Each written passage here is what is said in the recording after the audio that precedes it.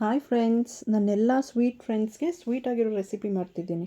ಅದು ಯಾವುದಪ್ಪ ಅಂದರೆ ಅನ್ನದ ಪಾಯಸ.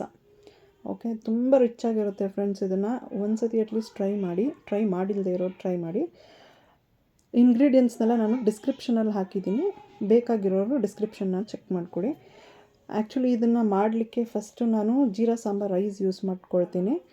ಇದನ್ನು ನಾನು ಫಸ್ಟಿಂದ ತೋರಿಸಿಲ್ಲ, ನೀರು ಹಾಕಿ ಎಲ್ಲ ಮಾಡಿದ್ರೆ ಲೆಂದಿ ಆಗಿಬಿಡುತ್ತೆ ಅಂತ ಇದನ್ನು ಫಸ್ಟೇ ನಾನು ಬೇಯಿಸೋದನ್ನ ತೋರಿಸ್ತಾ ಇದ್ದೀನಿ. ಇದು ಆ್ಯಕ್ಚುಲಿ 70% ಬೆಂದಿರಬೇಕು.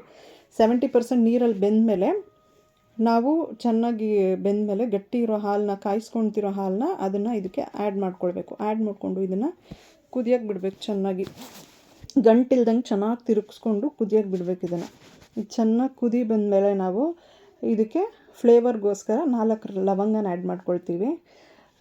4 ಲವಂಗನ ಆ್ಯಡ್ ಮಾಡ್ಕೊಂಡ್ಮೇಲೆ ಹಿಂದೆನೇ ಸಕ್ಕರೆ ಹಾಕ್ಕೊಳ್ತೀವಿ ಸ್ವೀಟ್ನೆಸ್ಗೋಸ್ಕರ. ಆಮೇಲೆ ಕೆನೆ ಆ್ಯಡ್ ಮಾಡ್ತೀನಿ ನಾನು. ಆ್ಯಕ್ಚುಲಿ ಅದು ಮನೆಯಲ್ಲೇ ಸೇರಿಸಿಟ್ಟಿದ್ದ ಕೆನೆ, ಅದು ತುಂಬ ಟೇಸ್ಟಿಯಾಗಿರುತ್ತೆ. ಕೋವಾ ಆ್ಯಡ್ ಮಾಡ್ಕೊಳ್ತಾ ಇದ್ದೀನಿ. ಕೋವಾ ಆದಮೇಲೆ ಲೆಮನ್ ಎಲ್ಲೋ, ಅದಕ್ಕೆ ಲೆಮನ್ ಎಲ್ಲೋ ಇಲ್ಲಾಂದರೆ ಅರಿಶಿನ, ನಿಮ್ಮ ಚಾಯ್ಸ್ ಯಾವುದಾದ್ರೂ ಆ್ಯಡ್ ಮಾಡ್ಕೊಳ್ಬೋದು. ಇದು ಜಸ್ಟ್ ಕಲರ್ಗೋಸ್ಕರ ಅಷ್ಟೇ. ಹಾಕ್ಬಿಟ್ಟು ಇದನ್ನು ಚೆನ್ನಾಗಿ ತಿರುಗಿಸಿದ್ಮೇಲೆ ಏಲಕ್ಕಿನ ಸ್ವಲ್ಪ ಆ್ಯಡ್ ಮಾಡ್ಕೊಳ್ಳೋಣ. ಏಲಕ್ಕಿನ ಆ್ಯಡ್ ಮಾಡ್ಕೊಂಡ್ಮೇಲೆ ಸೈಡಲ್ಲಿ ಇಟ್ಕೊಂಡು ನಾವು ಈಗ ಈ ಕಡೆ ಒಗ್ಗರಣೆ ಹಾಕ್ಕೊಳ್ಳೋಣ.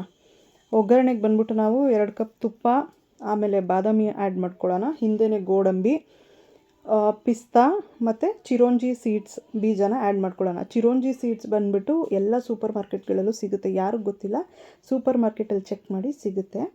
ಲಾಸ್ಟ್ಗೆ ನಾನು ಒಣದ್ರಾಕ್ಷಿ ಹಾಕ್ಕೊಂಡು ಚೆನ್ನಾಗಿ ಫ್ರೈ ಮಾಡ್ಕೊಳ್ತೀನಿ. ಅದು ತುಪ್ಪದಲ್ಲಿ ಚೆನ್ನಾಗಿ ಫ್ಲೇವರ್ ಬಿಡಬೇಕು. ಈ ಡ್ರೈ ಫ್ರೂಟ್ಸ್ ಎಲ್ಲ ಏನಿದೆ ಅದೆಲ್ಲ ಚೆನ್ನಾಗಿ ತುಪ್ಪದಲ್ಲಿ ಹುರಿದ ಮೇಲೆ ಚೆನ್ನಾಗಿ ಫ್ಲೇವರ್ ಬಿಡೋವರೆಗೂ ಚೆನ್ನಾಗಿ ಫ್ರೈ ಮಾಡ್ಕೊಳ್ಬೇಕು. ಆ್ಯಕ್ಚುಲಿ ಮೀಡಿಯಮ್ ಉರಿನಲ್ಲೇ ಇದನ್ನು ಹುರ್ಕೊಳ್ಬೇಕು ನಾವು.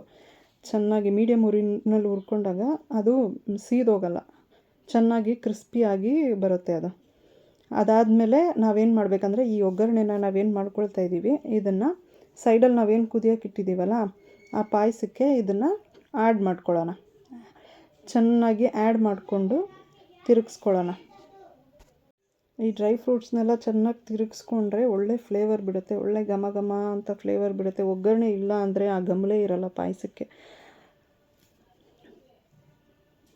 ಚೆನ್ನಾಗಿ ತಿರುಗಿಸಿದ್ಮೇಲೆ ಈಗ ಲಾಸ್ಟಲ್ಲಿ ಸ್ವಲ್ಪ ನಾನು ಕೇಸರಿ ಹೂವನ್ನ ಹಾಕ್ಕೊಂಡಿದ್ದೀನಿ. ಆಮೇಲೆ ಲಾಸ್ಟಲ್ಲಿ ಸ್ವಲ್ಪ ಮಿಲ್ಕ್ ಮೇಡನ್ನ ಹಾಕ್ಬಿಟ್ಟು ಚೆನ್ನಾಗಿ ತಿರುಗಿಸ್ಬಿಟ್ಟು ಫ್ಲೇಮ್ ಆಫ್ ಮಾಡಿಬಿಟ್ಟು ಸರ್ವ್ ಮಾಡೋಕ್ಕೆ ಇದು ರೆಡಿಯಾಗಿದೆ. ಇವಾಗ ಇದು ಗಾರ್ನಿಷ್ಗೋಸ್ಕರ ನೀವು ಡ್ರೈ ಫ್ರೂಟ್ಸ್ ಹಾಕ್ಕೊಂಡು ಯಾರಾದರೂ ರಿಲೇಟಿವ್ಸ್ ಬಂದರೆ ಎಲ್ರಿಗೂ ಕೊಡ್ಬೋದು. ತುಂಬ ಕಲರ್ಫುಲ್ಲಾಗೂ ಕಾಣಿಸುತ್ತೆ ಇದು. ಆ್ಯಕ್ಚುಲಿ ತುಂಬ ರಿಚ್ ಆಗಿರುತ್ತೆ ಫ್ರೆಂಡ್ಸ್, ಮಕ್ಕಳು ತುಂಬ ಇಷ್ಟಪಡ್ತಾರೆ. Thank you.